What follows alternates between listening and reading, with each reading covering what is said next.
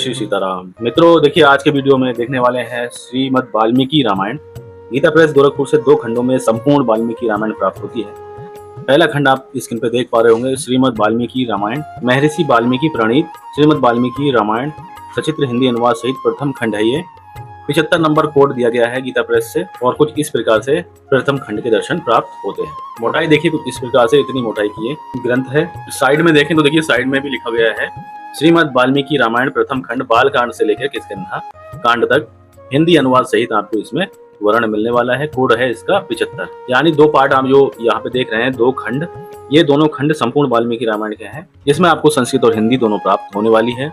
अगर आप वाल्मीकि रामायण का अध्ययन करना चाह रहे हैं तो इन 2 खंडों को गीता प्रेस से जो पब्लिश होते हैं परचेज कर लीजिए। तो मित्रों लगभग 3-3.5 साल पहले मैंने ये वीडियो इसका बना के अपलोड किया था और एक बार फिर से हम सब दर्शन करते हैं श्रीमद् वाल्मीकि रामायण के। तो सबसे पहले देखेंगे प्रथम खंड के लिए विस्तार से, उसके बाद द्वितीय खंड को भी देखेंगे विस्तार से। तो एक बार कमेंट में लिख दीजिएगा जय श्री सीताराम, और धार्मिक ग्रंथों में श्रद्धा रखते हैं तो वीडियो को लाइक भी कर दीजिएगा। तो अब देखिए, देखते हैं प्रथम खंड के लिए श्रीमद् वाल्मीकि रामायण सचित्र हिंदी अनुवाद सहित प्रथम खंड। इस ग्रंथ के प्रथम खंड के दर्शन करते हैं। तो देखिए इस प्रकार से शुरुआत होती है।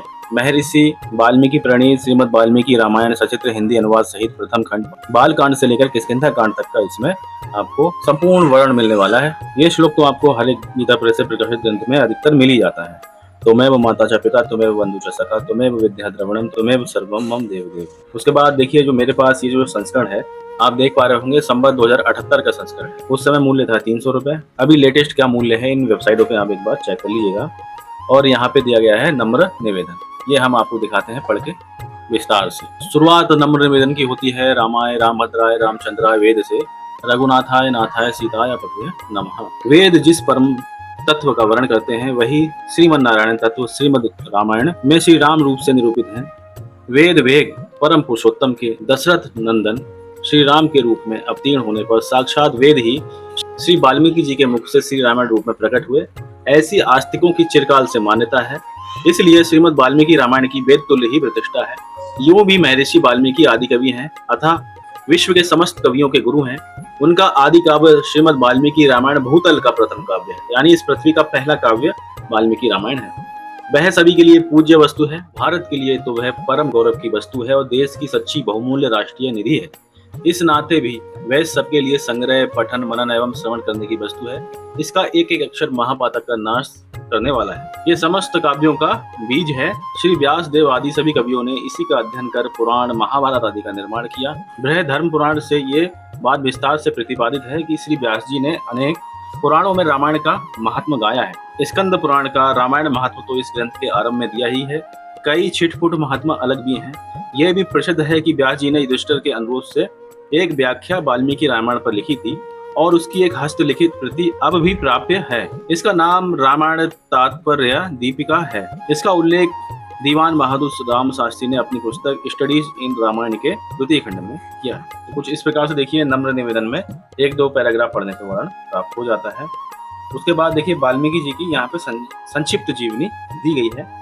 पहले हम इतनी संक्षिप्त जीवनी हम आपको पढ़ के सुनाते हैं। देखिए, संक्षिप्त जीवनी। महर्षि वाल्मीकि जी को कुछ लोग निम्न जाति का बतलाते हैं, पर वाल्मीकि रामायण तथा आध्यात्म रामायण में इन्होंने स्वयं अपने को प्रचेता का पुत्र कहा है। मनु स्मृति में प्रचेता को वशिष्ठ, नारद, पुलस्त्य, कवि आदि का भाई लिखा है। स्कंद पुराण के वैशाख महात्म्य में इन्हें जन्मांतर का व्याध बतलाया है। इससे सिद्ध है कि जन्मांतर में ये व्याध थे, यानी एक शिकारी थे जो पशु पक्षियों का शिकार किया करते थे और अपना पालन पोषण करते थे। तो व्याध जन्म के पहले भी स्तंभ नाम के श्री वत्स गोत्रीय ब्राह्मण थे। व्याध जन्म में संक ऋषि के सत्संग से, राम नाम के जप से ये दूसरे जन्म में अग्नि शर्मा मनवांतर से रत्नाकर हुए। वहां भी व्याधों के संग से कुछ दिन प्राक्तन संस्कार वश व्याध कर्म में लगे। फिर सप्त ऋषियों के सत्संग से मरा जपकर वावी पढ़ने से वाल्मीकि नाम से विख्यात हुए और वाल्मीकि रामायण की रचना की। तो इस प्रकार से देखिए, इस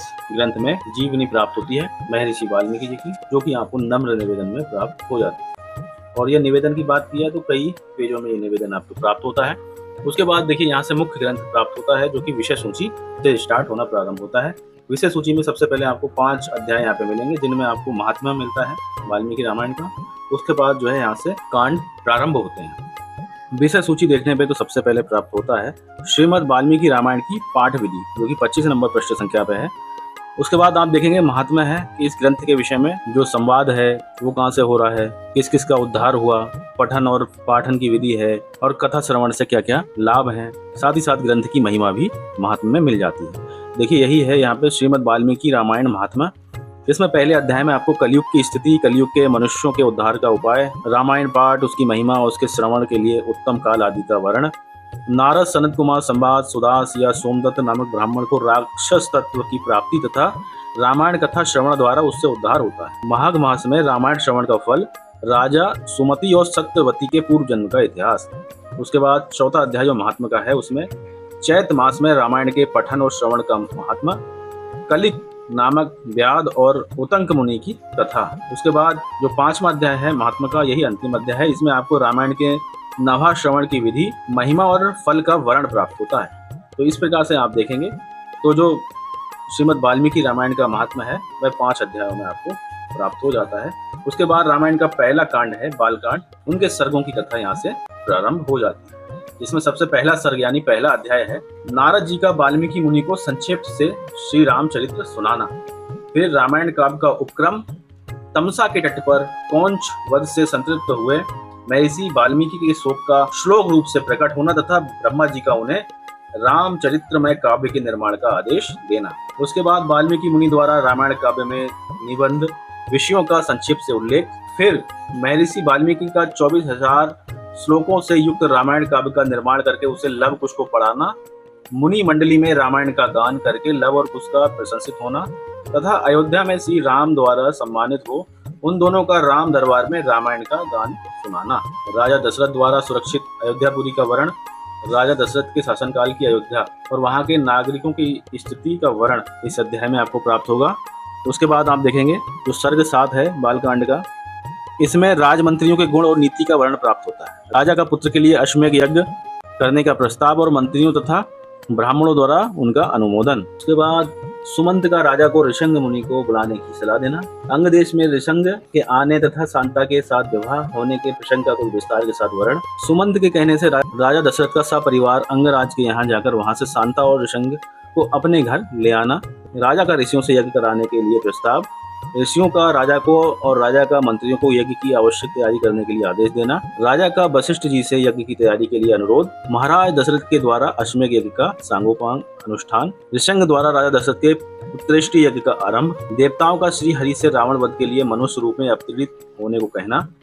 ब्रह्मा जी की प्रेरणा से देवता आदि के द्वारा विभिन्न वानर युद्धपतियों की उत्पत्ति। उसके बाद 18 नंबर जो सर्ग है बालकांड का, उसमें कथा आपको मिलेगी। राजाओं तथा ऋषंग को विदा करके राजा दशरथ का रानियों सहित पुरी में आगमन।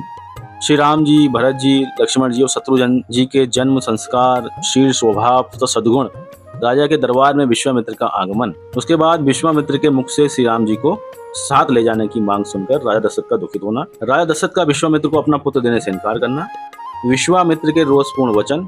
राजा दशरथ का स्वास्थ्य वाचन पूर्वक राम लक्ष्मण को मुनि के साथ भेजना। उसके बाद विश्वामित्र सहित श्री राम और लक्ष्मण का सरयू गंगा संगम के समीप पुण्य आश्रम को रात को ठहरना। फिर श्री राम और लक्ष्मण का गंगा पार होते समय विश्वामित्र जी से जल में उठती हुई तुमुल ध्वनि के विषय में प्रश्न करना। विश्वामित्र कारण बताते हैं। फिर श्री राम के पूछने पर विश्वामित्र का उनसे ताड़का की उत्पत्ति, व्यवहार, श्राप का प्रसंग सुनाना। फिर श्री राम द्वारा ताड़का का वध है। विश्वामित्र द्वारा श्री राम को दिव्यास्त्र देना। विश्वामित्र का श्री राम जी को अस्त्रों की संहार विधि बताना। तो इस प्रकार से देखिए सब कथाएं बालकांड की आपको यहाँ पे प्राप्त होती चली जाती हैं। और अगर बालकांड की अगर बात की जाए तो बालकांड में कितनी कथाएं आपको मिलती हैं वह मैं आपको बताता हूँ। यहाँ से देखिए 43 नंबर सर्ग प्रारंभ होता है, इसमें भागीरथ की तपस्या से संतुष्ट हुए भगवान शंकर का गंगा को अपने सिर पर धारण करना। फिर उसके बाद यहाँ तक आप देखेंगे 50 सर्ग पूर्ण होते हैं। और इस प्रकार से इस पूरे बालकांड में आपको मिलेंगे, वाल्मीकि रामायण के बालकांड में आपको मिलने वाले हैं 77 सर्ग यानी 77 अध्याय 77। और इन अध्यायों को पढ़ने का अपना ही अलग आनंद है। लास्ट में जो 77वां अध्याय है वहाँ पे राजा दशरथ का पुत्रों और बधुओं के साथ अयोध्या में प्रवेश, शत्रुघ्न सहित भरत का मामा के यहाँ जाना, श्री राम के वर्ताव से सबका संतोष तथा सीता और श्री राम जी का परस्पर प्रेम। इस प्रकार से बालकांड में 77 अध्याय प्राप्त होते हैं। उसके बाद देखिए अयोध्या कांड यहाँ से प्रारंभ होता है। जिसमें श्री राम जी के सद्गुणों का वर्णन, राजा दशरथ द्वारा श्री राम जी के राज्याभिषेक का प्रस्ताव है, राजा दशरथ का वशिष्ठ और वामदेव जी को श्री राम जी के राज्याभिषेक की तैयारी करने के लिए कहना है। उसके बाद श्री राम जी को राज्य देने के निश्चय करके राजा का सुमंत द्वारा पुनः श्री राम जी को बुलाकर उन्हें आवश्यक बातें बताना है। राजा दशरथ के अनुरोध से वशिष्ठ जी का सीता सहित श्री राम जी को उपवास व्रत की दीक्षा देकर आना है। सीता सहित श्री राम जी का नियम परायण होना है। श्री राम जी के अभिषेक का समाचार पाकर खिन्न हुई मंथरा का कैकेयी को उभारना है। उसके बाद मंथरा का पुनः श्री राम जी के राज्याभिषेक को कैकेयी के लिए अनिष्टकारी बताना है। कैकेयी भड़क जाती है। उसके बाद कुब्जा के कुचक्र से कैकेयी का कोप भवन में प्रवेश होता है। राजा दशरथ का कैकेयी के भवन में जाना है। कैकेयी का राजा को प्रतिज्ञा व्रत करके उन्हें पहले के दिए हुए 2 वरों का स्मरण दिलाकर भरत के लिए राज्याभिषेक और श्री रामचंद्र जी महाराज के लिए 14 वर्षों का वनवास मांगना है। फिर राजा दशरथ चिंता करते हैं। तो इस प्रकार से अयोध्या कांड की कथाएं यहाँ पे मिलती जाती हैं। और अयोध्या कांड की कथाओं की अगर बात की जाए तो यहाँ पे कितने सर्ग मिल रहे हैं वह मैं आपको भी बताता हूँ। अयोध्या कांड देखिए कई पेजों में विषय सूची प्राप्त होती है और अयोध्या कांड की सर्ग संख्या देखिए यहाँ पे है। यहाँ पे सर्ग मिलते हैं 119, यानी 119 अध्यायों में अयोध्या कांड आपको मिल जाता है। यहाँ पे आप देख पा रहे होंगे जो 119वां अध्याय है वह है अनुसूया की आज्ञा से सीता जी का उन्हें उनके दिए हुए वस्त्र आभूषणों को धारण करके श्री रामचंद्र जी महाराज के पास आना तथा श्री राम आदि का रात्रि में आश्रम पर रहकर प्रातःकाल अन्यत्र जाने के लिए ऋषियों से विदा लेना। इस प्रकार से यहाँ पे 119 चैप्टर्स प्राप्त होते हैं। उसके बाद अरण्य कांड आता है जिसमें पहला अध्याय प्रारंभ होता है श्री राम जी, लक्ष्मण जी और सीता जी का तापसों के आश्रम मंडल में सत्कार। उसके बाद वन के भीतर श्री राम जी, लक्ष्मण जी और सीता पर विराट का आक्रमण, विराट और श्री राम जी की बातचीत, श्री राम जी और लक्ष्मण जी के द्वारा विराट का वध। तो इस प्रकार से जो है अरण्य कांड की कथा यहाँ से प्रारंभ होती हैं। और कितने अध्याय हैं यहाँ पे वह मैं आपको बताता हूँ। इस वाले कांड में कितने अध्याय मिलते हैं। तो इस वाले अगर कांड की बात की जाए तो यहाँ पे देखिए जो अंतिम वाला अध्याय है यहाँ पे अरण्य कांड का वह है 75वां यानी 75, जो कि है श्री राम जी और लक्ष्मण जी की बातचीत तथा उन दोनों भाइयों का पंपा सरोवर के तट पर आना। तो इस प्रकार से यहाँ पे अरण्य कांड है। फिर उसके बाद किष्किंधा कांडम यानी किष्किंधा कांड यहाँ से प्रारंभ होता है। इसमें पहला अध्याय है पंपा सरोवर के दर्शन से श्री राम की व्याकुलता, श्री राम जी का लक्ष्मण से पंपा की शोभा तथा वहाँ की उद्दीपन सामग्री का वर्णन करना, श्री लक्ष्मण जी का श्री राम जी को समझाना तथा दोनों भाइयों को ऋषिमुख की ओर आते देख सुग्रीव तथा अन्य वानरों का भयभीत होना। उसके बाद आप देखेंगे सुग्रीव तथा वानरों की आशंका, हनुमान जी का श्री राम जी और लक्ष्मण जी से वन में आने का कारण पूछना और अपना तथा सुग्रीव का परिचय देना। श्री राम जी का उनके वचनों की प्रशंसा करके लक्ष्मण को अपनी ओर से बात करने की आज्ञा देना तथा लक्ष्मण जी द्वारा अपनी प्रार्थना स्वीकृत होने से हनुमान जी का प्रसन्न हो। उसके बाद लक्ष्मण का हनुमान जी से श्री राम जी के वन में आने और सीता जी के हरे जाने का वृतांत बताना। श्री राम जी और सुग्रीव जी की मैत्री होती है। सुग्रीव का श्री राम जी को सीता जी के आभूषण दिखाना है। सुग्रीव का श्री राम जी को समझाना और श्री राम जी का सुग्रीव को उनकी कार्य सिद्धि का विश्वास दिलाना। तो इस प्रकार से किष्किंधा कांड में आपको सर्ग प्राप्त होते हैं।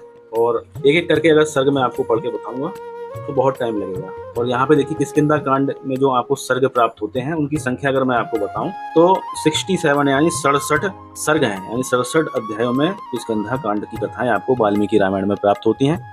यहाँ पे देखिए जो लास्ट वाला है 67वां अध्याय वह है हनुमान जी का समुद्र लागने के लिए उत्साह प्रकट करना, जामवान जी के द्वारा उनकी प्रशंसा तथा वेग पूर्वक छलांग मारने के लिए हनुमान जी का महेंद्र पर्वत पर चढ़ना। तो यहाँ पे देखिए विषय सूची संपन्न होती है।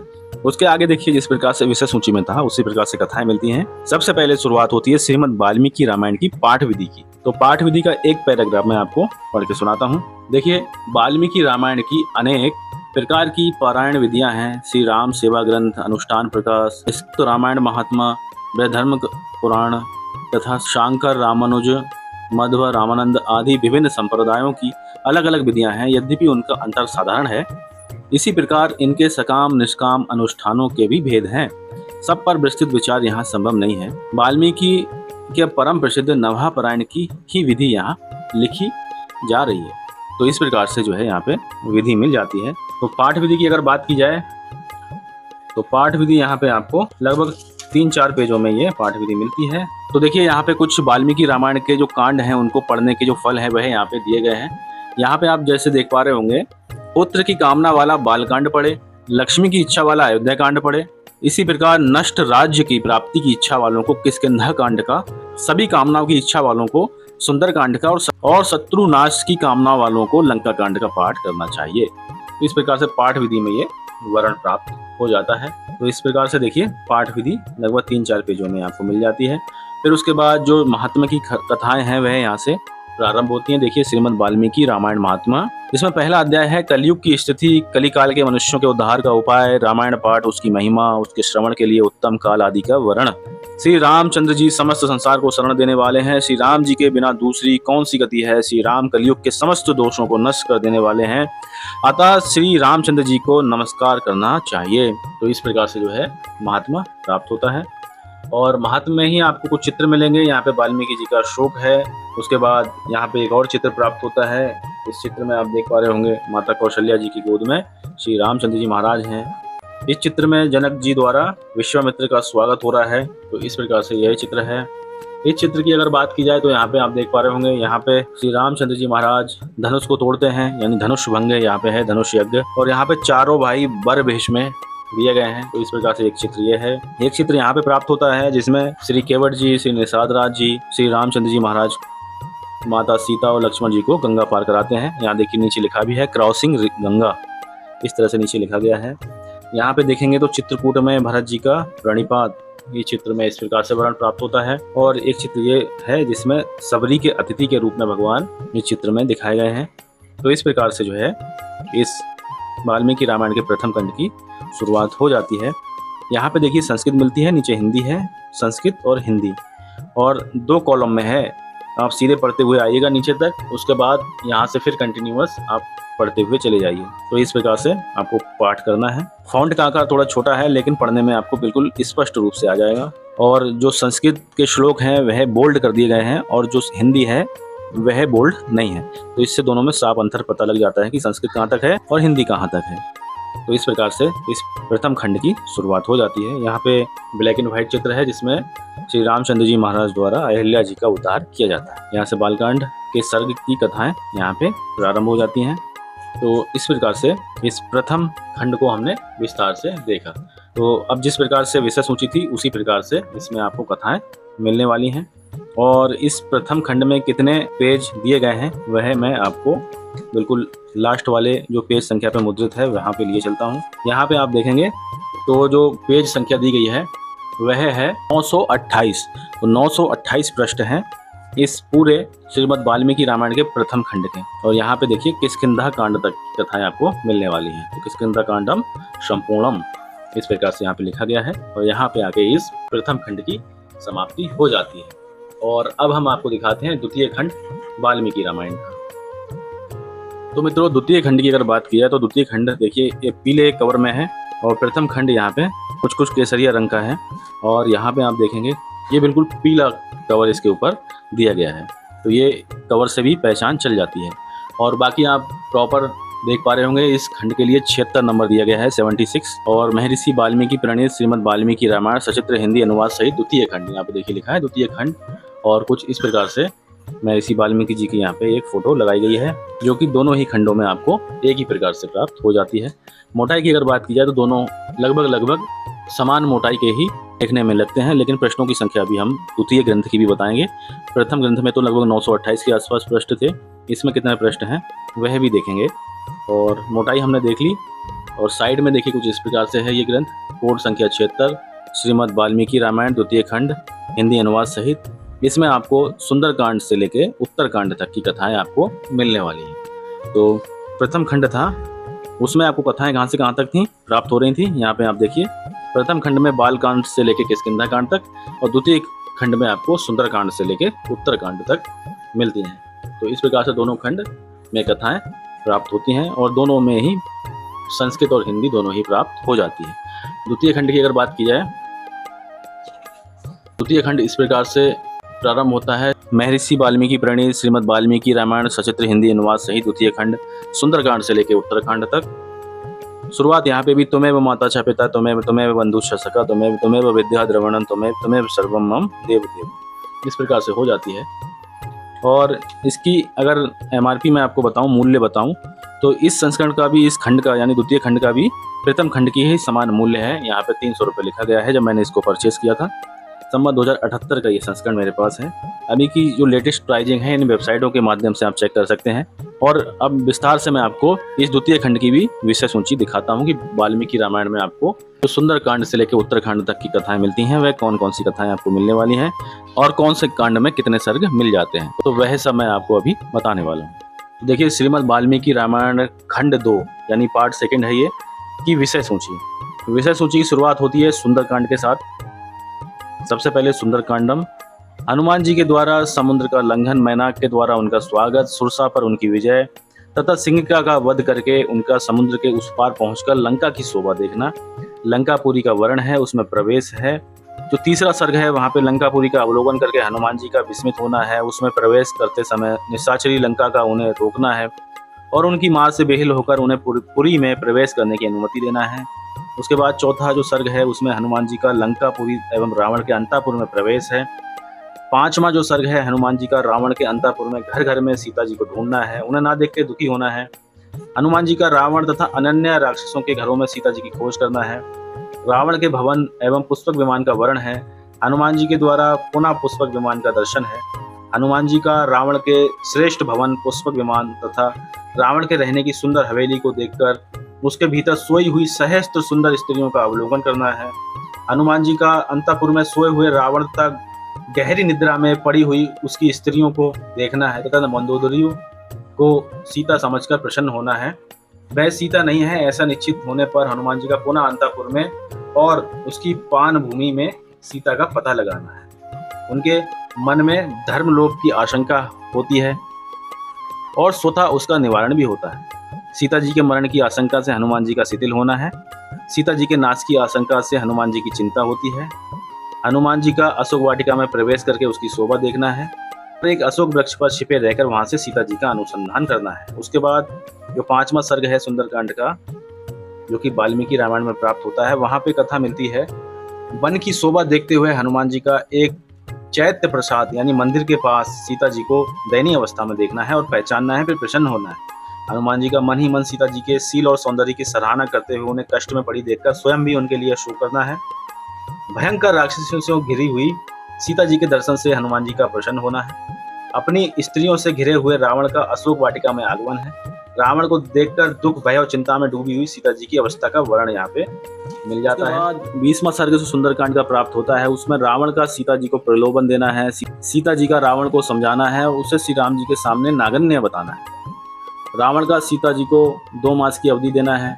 उसके बाद राक्षसियों का सीता जी को समझाना है। सीता जी का राक्षसियों की बात मानने से इनकार कर देना है। राक्षसियों की बात मानने से इनकार करके शोक संतृप्त सीता जी का विलाप करना है।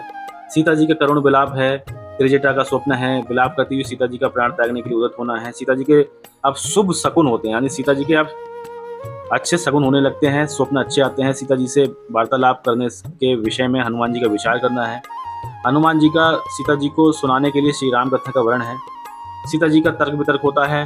सीता जी का हनुमान जी को अपना परिचय देते हुए अपने वनगमन और अपहरण का वृतांत बताना है। सीता जी का हनुमान जी के प्रति संदेह है। सीता जी के पूछने पर हनुमान जी का श्री राम के शरीर चिन्हों और गुणों का वर्णन करना है।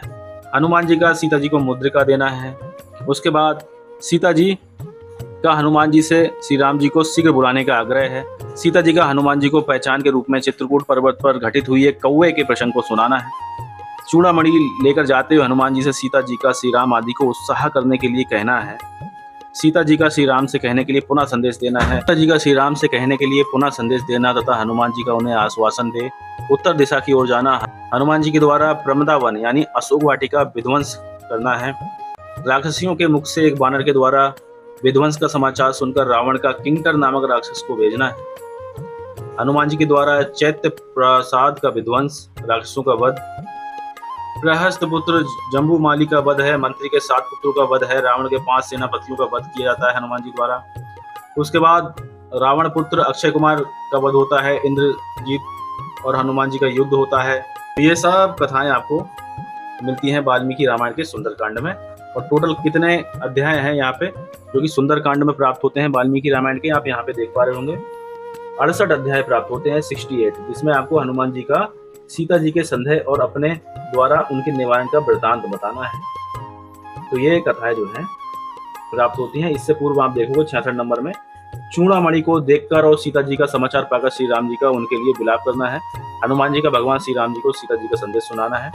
उसके बाद 68 नंबर जो सर्ग है, यहाँ पे आके सुंदरकांड वाल्मीकि रामायण का संपन्न होता है। उसके बाद युद्ध कांड मिलता है, जिसमें पहला सर्ग प्राप्त होता है हनुमान जी की प्रशंसा, श्री राम का उन्हें हृदय से लगाना, समुद्र को पार करने के लिए चिंतित होना, सुग्रीव का श्री राम को उत्साह प्रदान करना, श्री हनुमान जी का लंका के दुर्ग, फाटक और सेना विभाग और संकर्म आदि का वर्णन करके भगवान श्री राम जी से सेना को कूच करने की आज्ञा देने के लिए प्रार्थना करना। श्री राम आदि के साथ वानर सेना का प्रस्थान है। श्री राम का सीता जी के लिए शोक है। रावण का कर्तव्य निर्णय के लिए अपने मंत्रियों से समुचित सलाह देने के अनुरोध है। राक्षसों का रावण और इंद्रजीत के बल पराक्रम का वर्णन करते हुए उसे राम पर विजय पाने का विश्वास दिलाना है। इस प्रकार से जो है युद्ध कांड में कथाएं प्राप्त होती हैं। उसके बाद जो युद्ध कांड का 9वां सर्ग है, वहां पे विभीषण का रावण से श्री राम की अजयता बताकर सीता जी को लौटाने के लिए अनुरोध करना है। 10वें सर्ग में विभीषण का रावण के महल में जाना है।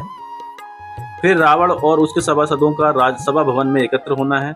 नगर की रक्षा के लिए सैनिकों की नियुक्ति करना है। 9वां सर्ग है विभीषण का राम को अजय बताकर उनके पास सीता को लौटा देने की सम्मति देना है। 5वां जो सर्ग है इंद्रजीत द्वारा विभीषण का उपहास है। उसके बाद रावण के द्वारा विभीषण का तिरस्कार है। 17वां जो सर्ग है विभीषण की श्री राम की शरण में आना है। उसके बाद भगवान श्री राम जी का शरणागत की रक्षा का महत्व अपना व्रत बताकर विभीषण से मिलना है।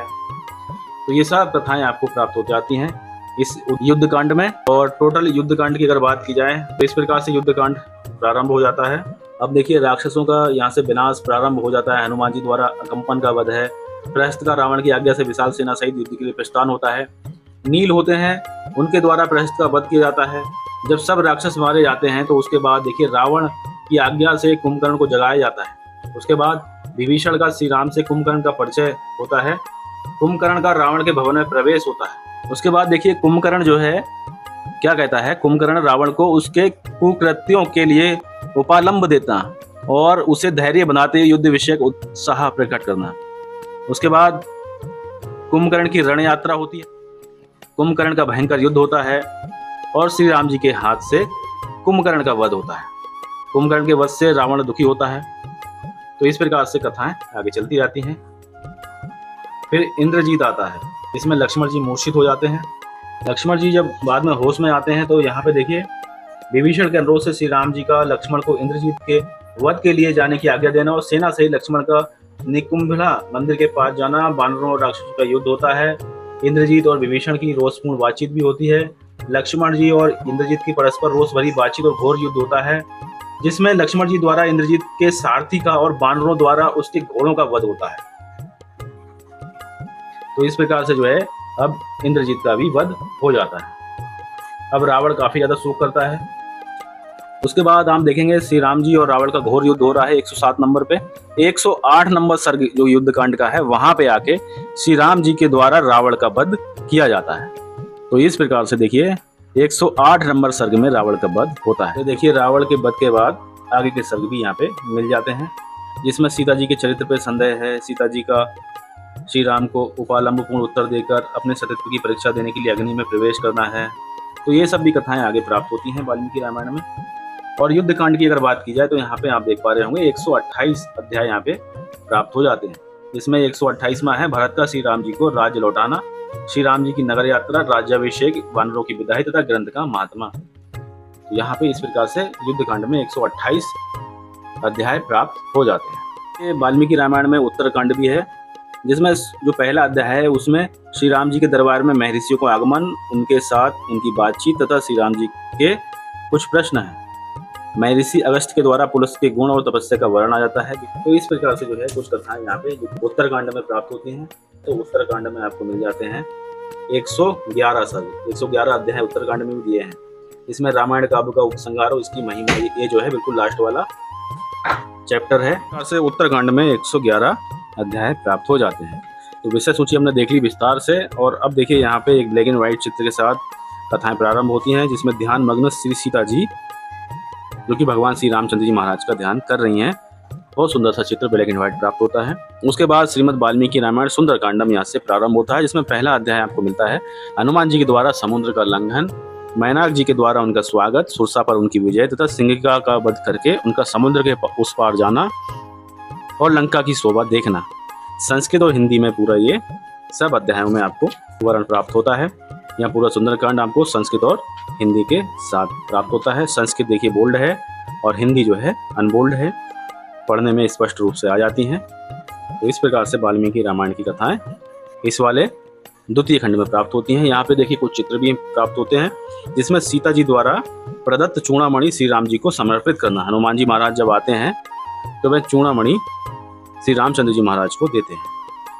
इस प्रकार से ये चित्र है। उसके बाद देखिए ये वाला चित्र है, जिसमें बानर सेना जो है श्री राम सेतु का निर्माण कर रही है। तो यहाँ पे देखिए भूधराकार हनुमान जी का चित्र दिया गया है और इस चित्र में विभीषण द्वारा वस्त्र आभूषणों की वर्षा की जाती है बानरों के ऊपर। तो देखिए देश सभा में भगवान विष्णु और यहाँ पे पुष्पक द्वारा अयोध्या यात्रा हो रही है और यहाँ पे भगवान श्री रामचंद्र जी महाराज का राज्याभिषेक हो रहा है इस चित्र में। और इस वाले चित्र में देखेंगे तो सीता त्याग के पश्चात लक्ष्मण श्री राम जी के सानिध्य में इस प्रकार से बैठे हुए हैं। तो इस प्रकार से जो है इस ग्रंथ में कथाएं प्राप्त हो जाती हैं। तो वाल्मीकि रामायण का अगर आपको अध्ययन करना है तो इन दो खंडों को आप ले सकते हैं, बिल्कुल संपूर्ण है, गीता प्रेस से पब्लिश होते हैं। संस्कृत और हिंदी में आपको कथाएं प्राप्त होती हैं। मैं आपको सीधे लिए चलता हूं बिल्कुल लास्ट वाले पृष्ठ पे, जिसमें आपको पृष्ठ संख्या बताऊंगा कि इस द्वितीय खंड में आपको कितने पृष्ठ मिलने वाले हैं। तो द्वितीय खंड की अगर बात की जाए तो यहाँ पे पृष्ठ संख्या यहाँ पे मुद्रित है, जिसमें 924 पृष्ठ दिए गए हैं। तो लगभग एक ही बराबरी के दोनों खंड बिल्कुल ही मिल जाते हैं। यहाँ पे देखिए संस्कृत में श्री जानकी जीवनाष्टकम एक स्तुति दी गई है और यहाँ पे श्री राम मंगला शासनम, इस प्रकार से यहाँ पे स्तुतियाँ भी मिल जाती हैं। इसके बाद यहाँ देखेंगे तो गीता प्रेस गोरखपुर से प्रकाशित पुराण साहित्यों का कुछ यहाँ पे परिचय दिया गया है और यहाँ पे आके ग्रंथ की समाप्ति होती है। तो इस प्रकार से हमने ये सेकेंड पार्ट भी देख लिया श्रीमद् वाल्मीकि रामायण का। तो दो खंडों में वाल्मीकि रामायण संस्कृत और हिंदी में गीता प्रेस गोरखपुर से ये पब्लिश होती है। कोड संख्या है 75 प्रथम खंड का और 76 नंबर द्वितीय खंड का यानी सेकेंड पार्ट का। तो मित्रों इस प्रकार से आज के वीडियो में हमने दर्शन करे श्रीमद् वाल्मीकि रामायण, जो कि गीता प्रेस गोरखपुर से प्रकाशित होती है। संपूर्ण वाल्मीकि रामायण है। आपको अगर पढ़ना है तो इन ग्रंथों को आप गीता प्रेस से मंगवा सकते हैं या फिर डिस्क्रिप्शन बॉक्स में मैं कुछ लिंक दे दूंगा, जिनकी सहायता से आप परचेस कर सकते हैं। मिलते हैं और किसी ज्ञानवर्धक वीडियो के साथ में। ख्याल रखिएगा अपना। एक बार प्रेम से बोलेंगे जय जय श्री सीताराम।